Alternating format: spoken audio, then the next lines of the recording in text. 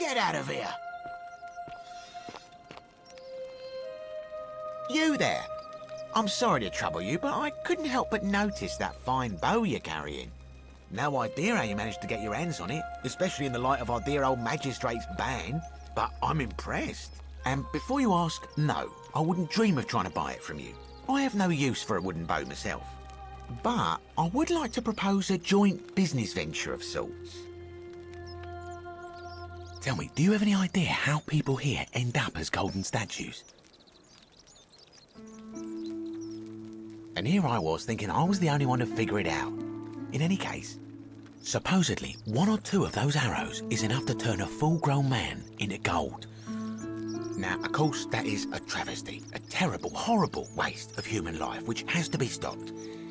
And yet, on the other hand, I can't help but think of a tale told by that Greek fella Aesop, the goose that laid the golden egg.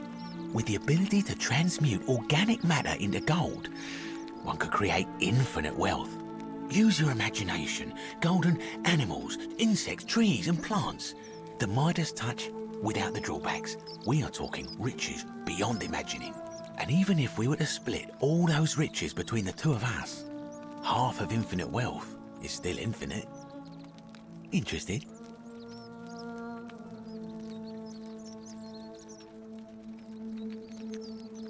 Look, I might have skimmed over that one, but don't be so pedantic. Are you interested or not? Oh, I'm not suggesting we use such a bow on people. There's no profit in breaking the golden rule. Excellent. So the first question is, how do we get our hands on one of those golden bows? Now, I have a plan, but first, tell me, are you familiar with the story of the goddess Diana? No problem. Allow me to explain. Diana is our goddess of the hunt, the moon, and the underworld, depending on who you ask. The one thing priests and poets agree on is that she carried with her a golden bow and a quiver of golden arrows. And it just so happens that there is a shrine of Diana in this very forum, with a prominent statue of the goddess herself. And would you like to guess what she's holding in her hand? Precisely. I can't tell you how many hours I've spent in that temple staring at it, trying to figure out how to retrieve it without breaking you-know-what. Oh, gods, no! If you tried that, we'd all be dead within moments, I'm sure. No, here's what I propose. You give your bow to me, I cover it in a thin layer of gold leaf, and we create a replica of a golden bow. Then you enter the shrine, extinguish the braziers, and under cover of darkness, swap out the fake for the original.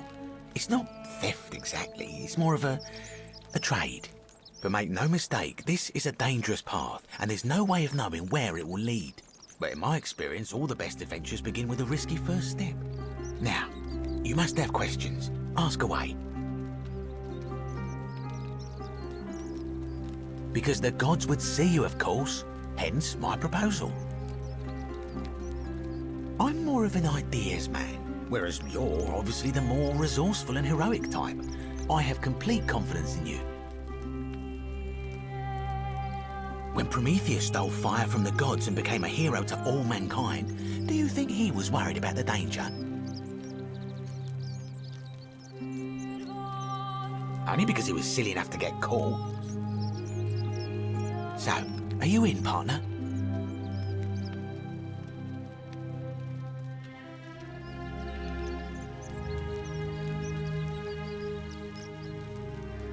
Wonderful.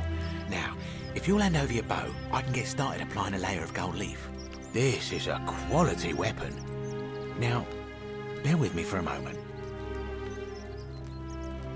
And here we are, a gold leaf bow.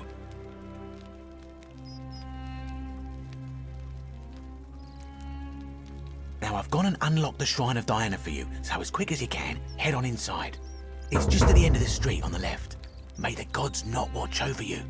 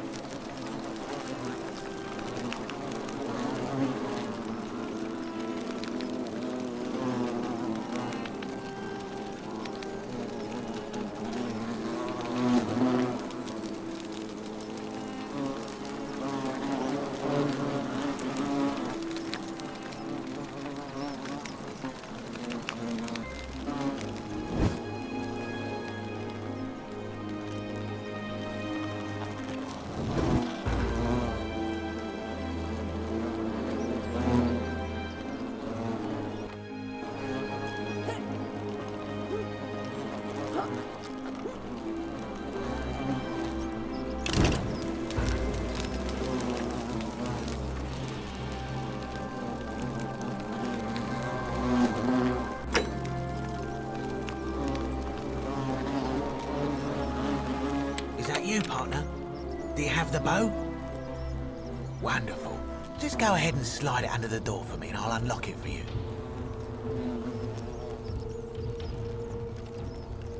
And yet you did. And now, here we are. With me out here and you in there. Until you give me my bow. No, technically, I never said that. I said, if we were to split all those riches between the two of us, infinite wealth is still infinite. It's hardly my fault if you can't tell the difference between a hypothetical and a promise, now is it? Oh, I do love a good loophole.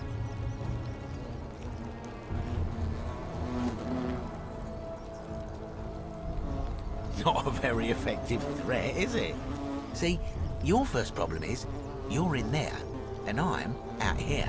Your second problem is the golden rule. What are you gonna do? Kill us all? It's an empty threat. The bow, now. And don't even think about giving me the fake one. I'll recognise my own handiwork.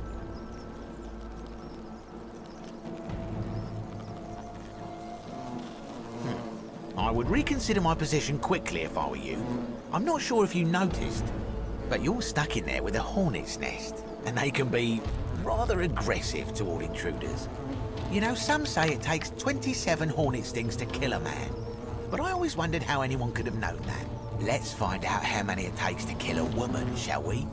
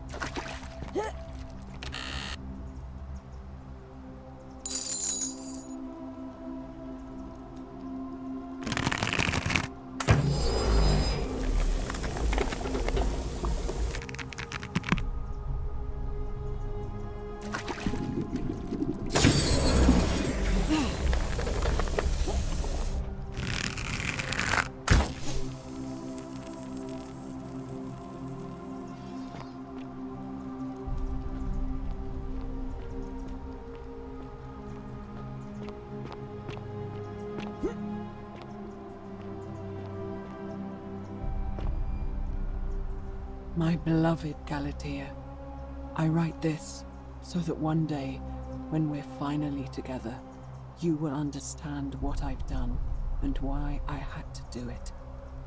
The others will call me mad or a monster, but I don't care what they think.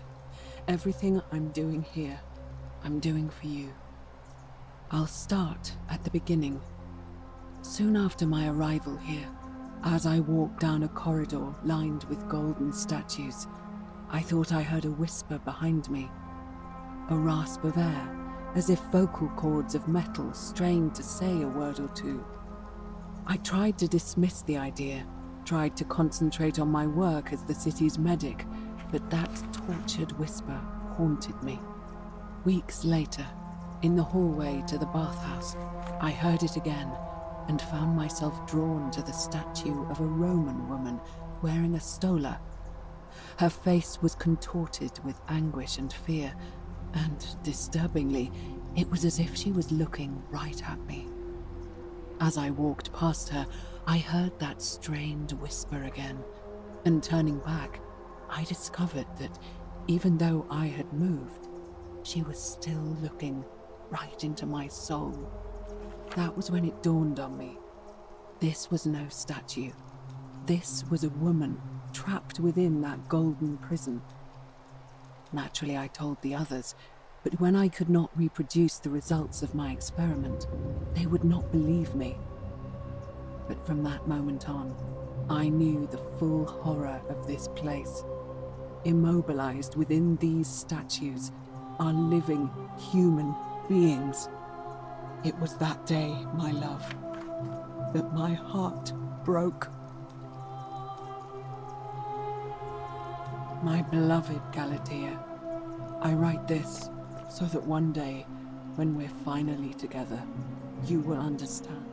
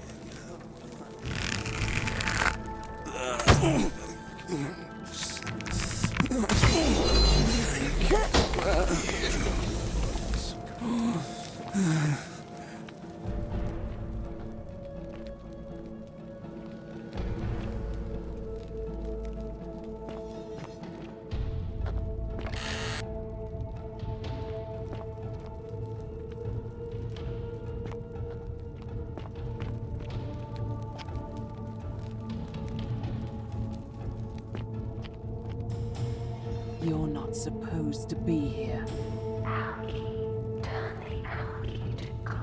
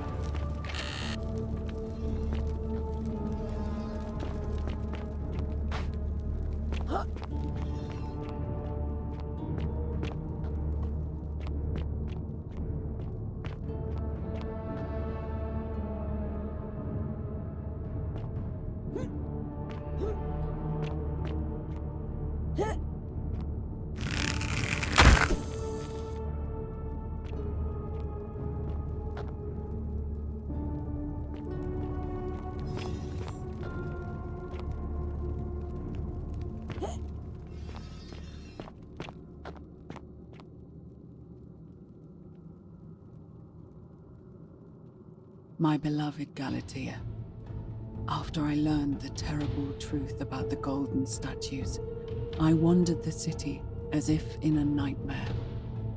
What must life be like for these poor souls, entombed in gold, but kept alive somehow? Trapped in their own personal Tartarus, consigned to eternal torment, too horrific for any sane mind to comprehend. I tried to offer them what small mercies I could. I began to talk to them, to keep them company. I'd imagine backstories for them, give them names, and tell them of the world, of the histories and stories I'd learned as a child. As the others became more concerned by my charity, I sought solitude from them, preferring the company of my tormented charges. Discovering a way into the abandoned palace, I began to spend my days walking its halls and sharing with its occupants ancient tales, my mind turning to those of Apollo and Daphne, Perseus and Medusa, and Pygmalion and Galatea. Pygmalion, the sculptor who fell in love with a beautiful statue, and who, praying to Aphrodite for aid, discovered that his beloved Galatea had come to life. It was then that I heard you whisper to me, Galatea. Forgive me. I know that is not your real name, just one I have borrowed from a story. But when I turned to look at you, I saw the most exquisitely beautiful woman I have ever known. Your face, forever frozen in a look of haunting sadness. Our meeting gave me new purpose, to free you from your golden prison, so that I might one day hear you speak, not just whisper your true name to me. So I gathered tools for the long and difficult task ahead, barred the doors to this place, and set to work.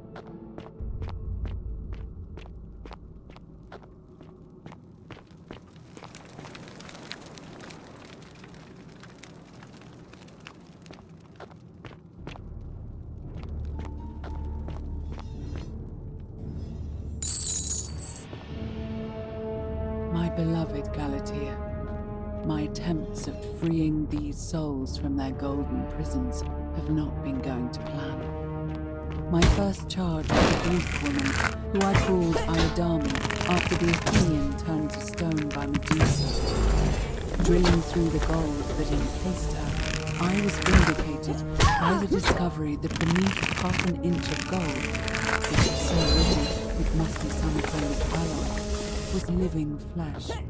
Unfortunately, this golden alloy seems to have fused with her skin, so removing it exposed the sinew and muscle beneath and appeared to cause her great pain. At first, I braced myself, expecting that inflicting such pain would break the golden rule, and yet, somehow, it did not. It seems whichever god is responsible for imprisoning these poor souls does not care about their suffering at all. They are forsaken. Undeterred, I pressed on, working late into the night, attempting to remove the golden layer that encased her as delicately as I could. Eventually, I was able to free most of her body, but when I released her from her restraints, her first act was to lunge for my throat, clawing at me with all her strength in those sharp metal talons. This was my chance trying to save her. Whatever possessed Iodami to attack, she was clearly not a suitable subject for my experiment, and I was forced to lock her inside an isolated wing of the palace and bar the door. As I continued working on others, I could hear her flailing and launching herself beyond.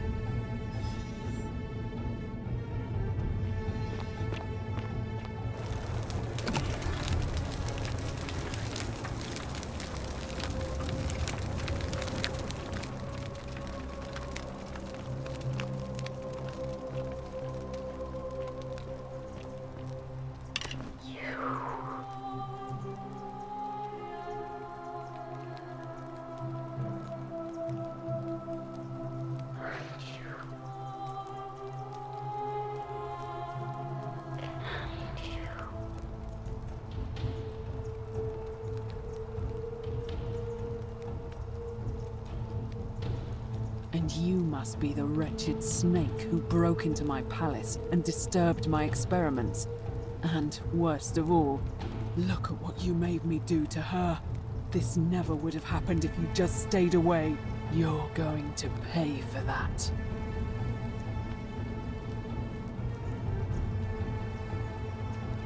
And you think I care about that? I don't care what happens to me, as long as you get what you deserve. You think you can bring me down with your little wooden arrows before I jam this blade into your throat?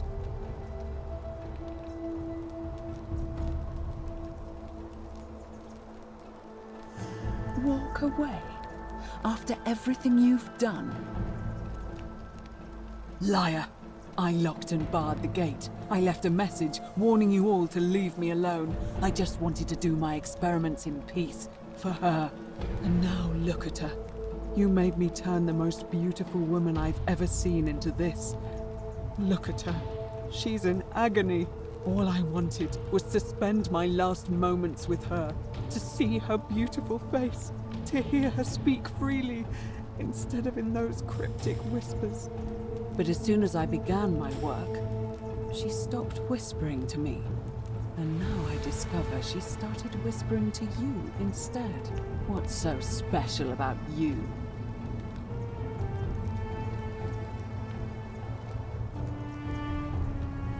What do you mean, the same voice? Yes. I remember when they used to whisper to me. They did sound similar. I just thought it was because all voices sound the same when they whisper.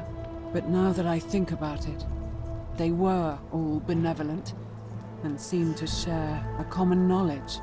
But if these bodies are mere conduits for that one voice, then this body is nobody.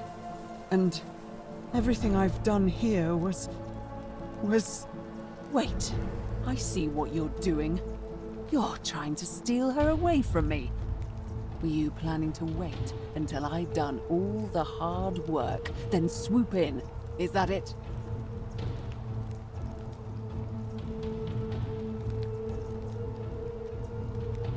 Liar! You tried to steal her away from me, and now look what you made me do. Give me one good reason why I shouldn't peel you too. You think you can bring me down with your little wooden arrows before I jam this blade into your throat? What? How? That's impossible. You're trying to intimidate me.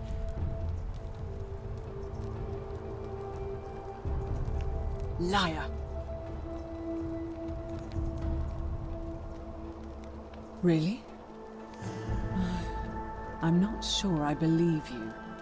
But if you can undo this mess, I'll give you the key to my old medical chest in the Shrine of Apollo. I imagine it would help Lucretia ease the suffering of those still in the city.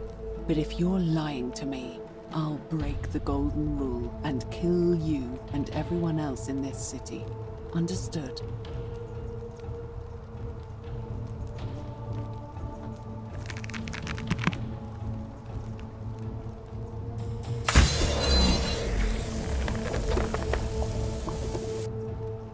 You did it. You took away her pain. I don't know what to say. Thank you. Thank you. I swear I will never harm her again. I swear it. I'll stay here to keep her company. But these poor souls, what can be done for them? I've tried everything I can. I fear the only one capable of releasing them properly is whichever god doomed them in the first place.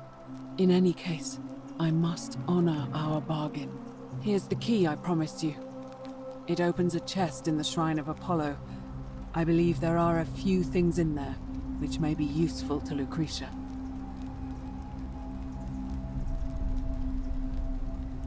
Now, please leave. The door here leads out onto the palace balcony. You should be able to make your way down from there. Go, and never return.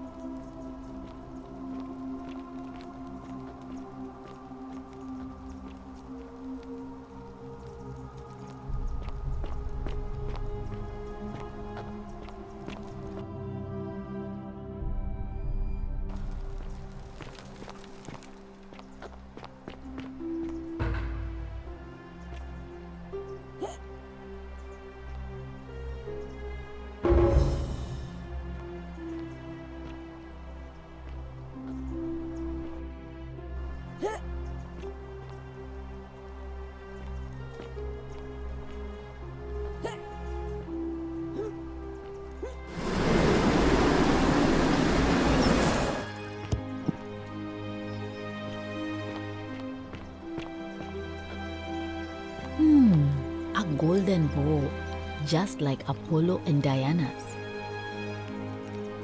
Feeling all right? That's a shame. Thanks again.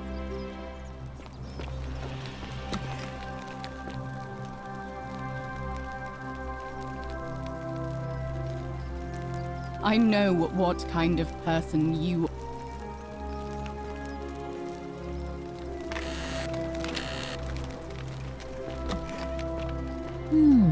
A golden bow, just like Apollo and Diana's. A new face, Ave, and may vest. I don't, I'm afraid. It seems to me we're exiled here until the gods judge us, one way or another. I'm quite sure it's the work of the gods, which is strange because they've never been particularly concerned with our misdeeds, as long as we've kept the peace of the gods. We ask for blessings, for good health, bountiful harvest, military victory, and in return, we offer praise, wine, incense, or animals. But here, it seems they require much more of us. I find myself reminded of an especially pertinent tale from our great poet Ovid in his epic Metamorphoses. Would you like to hear it? It is rather long. Wonderful. It goes like this. Baucis and Philemon were an old married couple living a humble life in a small town. One night, the town gets a visit from a couple of vagrants. They go from door to door, asking for a place to stay the night. Of course, being vagrants, they're turned away sharply from house after house, 1,000 in all, until finally they come to the little cottage where Baucis and Philemon lived. Now the kind old couple had very little to offer, but nevertheless, they invite these strangers into their house and offer them food, wine, and a place to stay. Immediately the guests make themselves at home. They begin gulping down the old couple's wine, so much so that Baucis, the old lady, begins to worry they're going to run out. And then she notices something strange. Her wine pitcher keeps refilling itself, as if by magic. Realizing only a select few possess such powers, says to her husband, Philemon, "I think these men are gods in disguise." Immediately the couple begins apologizing for offering such coarse wine, and the vagrants metamorphosize and reveal themselves to be Jupiter, the king of the gods, and Mercury, the trickster god. They confide they didn't mind the meager offerings, they were just pleased that someone in the town offered them hospitality. Then Jupiter says to them, "You have passed our test, but everyone else in this city failed, so we are going to destroy this place and everyone in it, except you, who we will grant a wish." So old Baucis and Philemon escape up into the mountains safely, and they receive their wish, which is for eternity together. Meanwhile, Jupiter carries through with his threat and wipes that city off the map. Some say the moral of that story is that we must all honor the sacred rituals of guest friendship, the reciprocal obligations owed between hosts and guests. But I like to think it's that we should always show compassion for those less fortunate than ourselves. I'm pleased to hear it. It must be completed by dusk, just the same as any other official business. It'll be between Sentius, the incumbent, and Malleolus, the challenger. Why do you ask? I like the idea, but I know Galerius well, and his position has always been that he won't run unless Malleolus withdraws. It was only yesterday that he said to me he'd only ever run if it was absolutely necessary to make sure Sentius wasn't re-elected. So, I suppose if you'd like to see Galerius elected magistrate, you'd need to persuade Malleolus to withdraw somehow.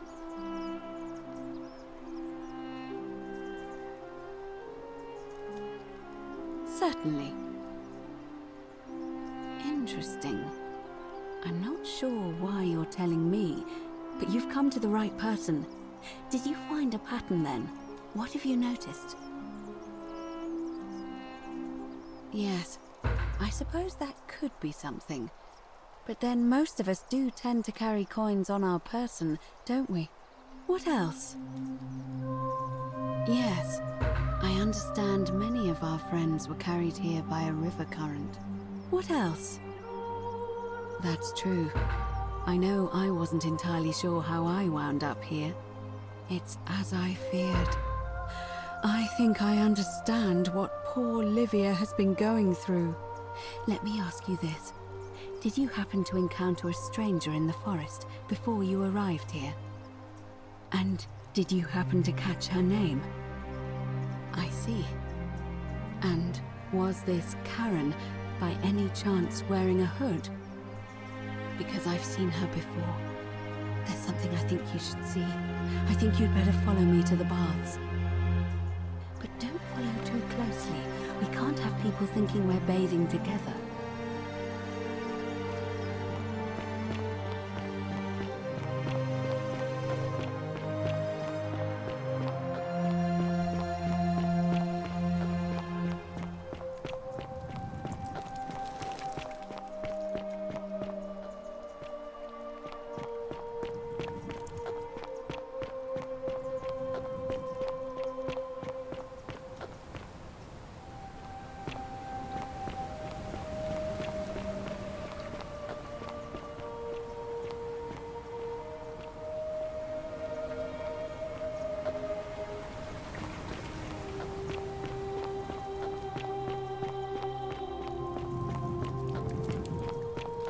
Ixion. Horatius?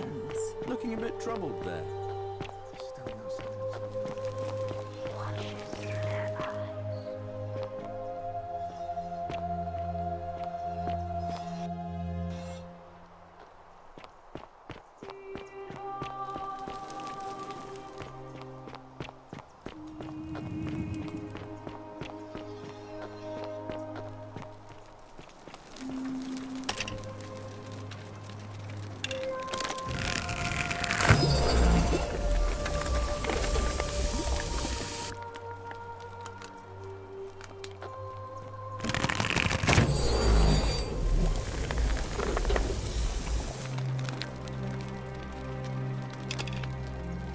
What are you doing here? Please leave. I said please leave. You're trespassing.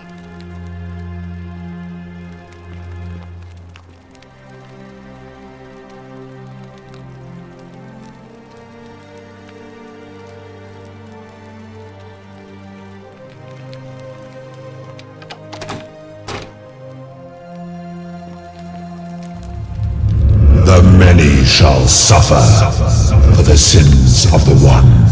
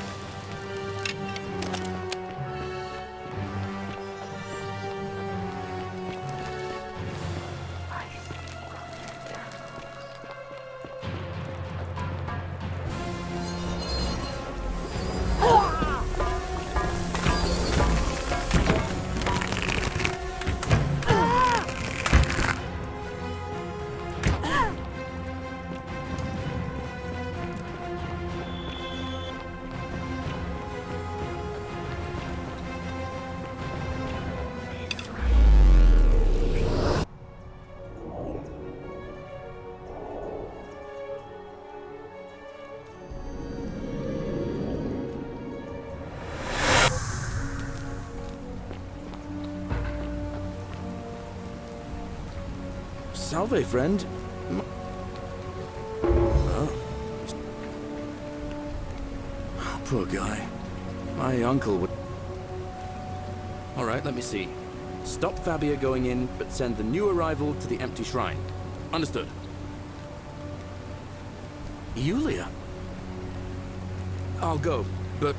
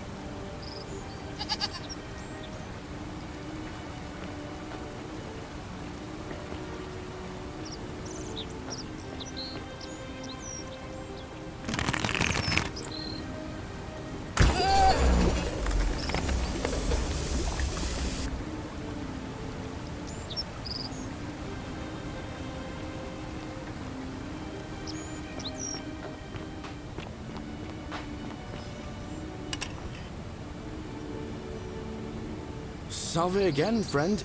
I went and did it. How is it possible that you've just arrived here and you already know everyone and exactly what's about to happen to them?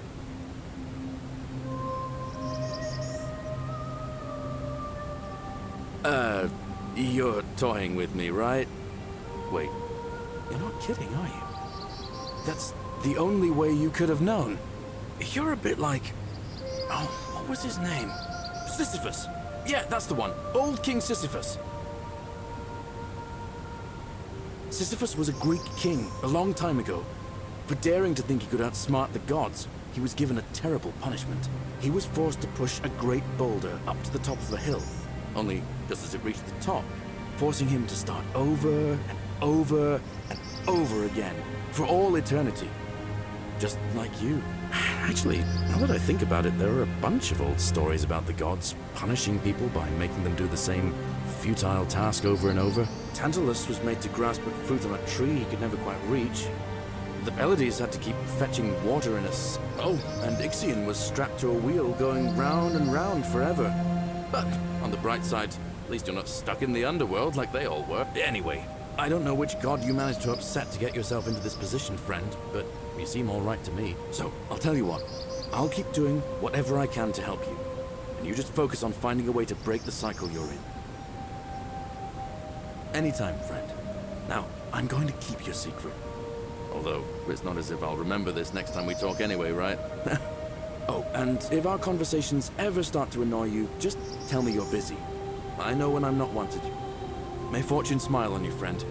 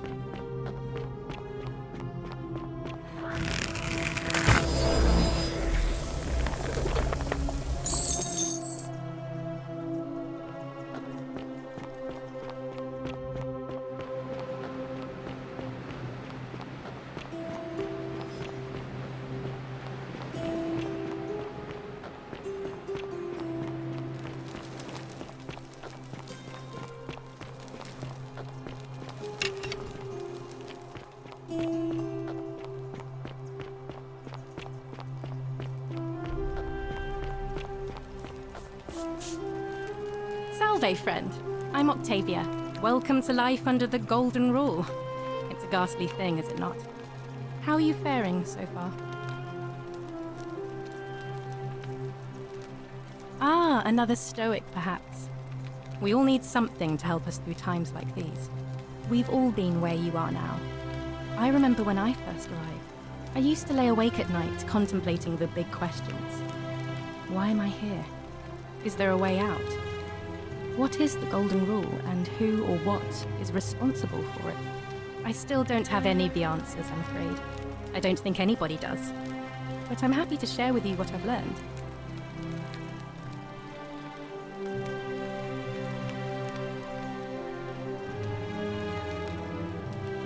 All right, well, it was lovely to meet you.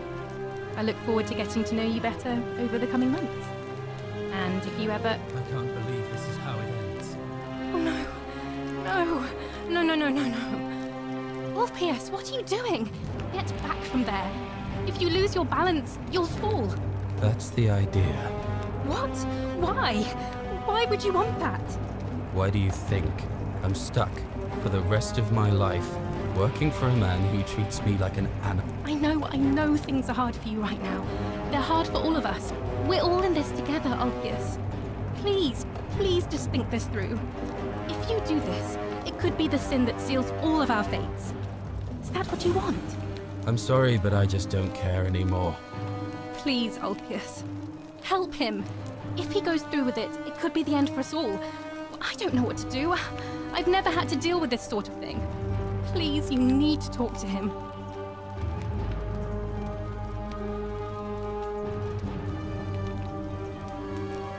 Thank you. And please, choose your words carefully. You know about that? How is that possible? I mean, I've never mentioned it to anyone. Well, if you say so. You don't understand. I don't want to hurt anyone. I just want it all to be over. It's too late for that. Yulia and I made a pact, and she's already swallowed hemlock this morning. If I backed out now, I'd be betraying her.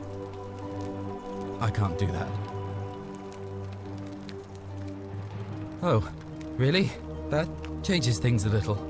But we're still in debt bondage to that monster. Unless you happen to have 2,000 denarii to pay off both of our debts. Really? Wait. So, I guess you'd want me to work for you then. You'd do that for us? A couple of complete strangers. It seems today we are both blessed. This did not turn out how I thought. Thank you, friend.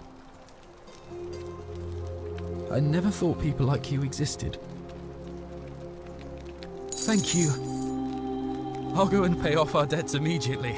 I just wish there was some way I could repay you. But I have nothing but the tunic on my back.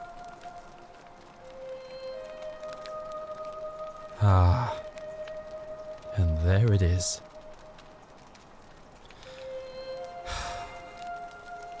All right. Scintilla and I were in love. And then, 22 days ago, she went missing.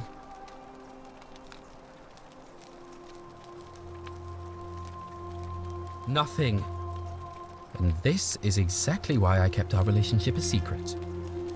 I knew nobody would understand. All right. One night a few months ago, when I was cleaning Malleolis's villa, I heard a young woman singing. It was the most beautiful thing I had ever heard. I wasn't allowed out, so once everyone else was asleep, I climbed up the inside of the villa and onto the roof, just to see where that sound was coming from. And that's when I saw her. Standing in the garden of the magistrate's villa, I just sat there on the roof, listening to her with my chin on my knees. And for the first time in a long time, I felt hopeful. And then she looked up and saw me and she smiled. I knew at that moment the fates had brought me to her. And from the moment she asked my name with this warmth and curiosity, I knew I'd have done anything for her. And so for weeks on end, each night I'd climb out of the villa and into her father's garden. We'd hold hands and talk about all the things we'd do once we got out of here. Like having our own vineyard. And then one morning I woke up and everyone was out searching for her. They said she'd vanished in the night. All I could do was keep my head down and try to hide how beside myself I was. Scintilla was the one thing that made my life bearable.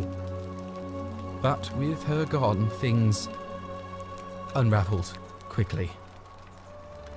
You saw how bad it got. All I know is she loved me. And if she had known a way out, she would have told me. She'd never have taken her own life. And there's no way anybody could have killed her under the Golden Rule. I can't prove it, but I just know she's still alive somehow. Even now, it's as if I can hear her voice in my head, crying out to me. That can only mean one thing. Somebody abducted her. I have no idea how or who would want to do something like that to such a sweet, lovely girl. But what else could have happened?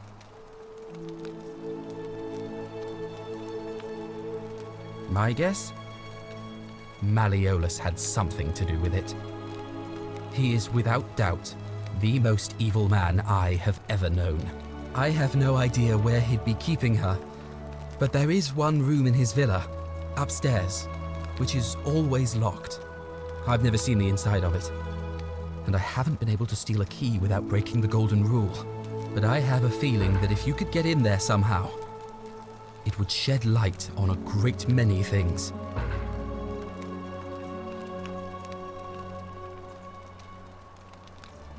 Oh, I see. That was the only idea I had. I'll give it some more thought. Come and find me a little later. I'll go and take care of things with Malleolus and tell Yulia the good news. Thanks again, friend. I'll never forget what you did for us.